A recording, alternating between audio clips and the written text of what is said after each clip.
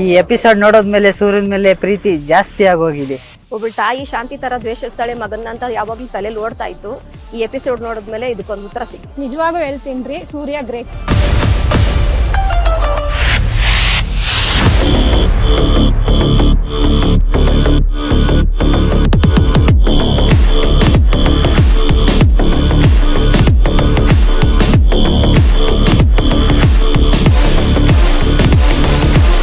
ಏನನ್ಸುತ್ತೆ ನಮ್ಮ ಧಾರಾವಾಹಿ ಬಗ್ಗೆ ಹೇಳೋಣ.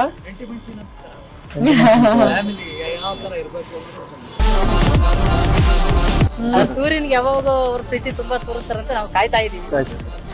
ನಾನು ಕಾಯ್ತಾ ಇದೀನಿ ಅದಕ್ಕೋಸ್ಕರ ನೋಡೋಣ ಏನಾಗತ್ತೆ ಅಂತ. ಸರ್ ನಂದು ಕ್ವಶನ್ ನನ್ನ ಮನಸ್ಸಲ್ಲಿ ಇದೊಂದು ಅನುಮಾನ ಬಿಟ್ಬಿಟ್ಟಿದೆ. ಶಾಂತಿ ಮೇಡಮ್ ಅವರು ನಿಮ್ಮನ್ನ ಯಾಕೆ ಇಷ್ಟೊಂದು ದ್ವೇಷಿಸ್ತಾರೆ ಅಂತ ನಮ್ಗೆ ತಿಳ್ಕೋಬೇಕು ಅಂತ ಕ್ಯೂರಿಯಾಸಿಟಿ ತುಂಬಾ ಬಂದಿದೆ. ನಿಮಗೂ ಗೊತ್ತಾಗ್ಬೇಕಾ? ಎಲ್ರಿಗೂ ಗೊತ್ತಾಗ್ಬೇಕಾ? ಹೌದಾ, ಸರಿ, ಆ ವಿಷಯ ಎಲ್ರಿಗೂ ಗೊತ್ತಾಗ್ಸೋಣ. ಗೊತ್ತಾಗ್ಬೇಕು ಅಂದ್ರೆ ಎಲ್ರ ಜೊತೆ ಬನ್ನಿ ಬನ್ನಿ ಬನ್ನಿ ಬನ್ನಿ ಬನ್ನಿ ಬನ್ನಿ ಹೇಳ್ಬಿಟ್ಟು ಇದೇ ರೀತಿ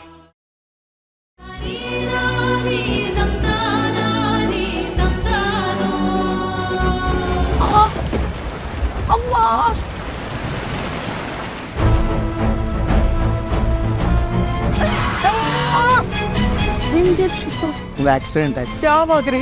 ಜಸ್ಟ್ 1 ಗಂಟೆ ಮುಂಚೆ.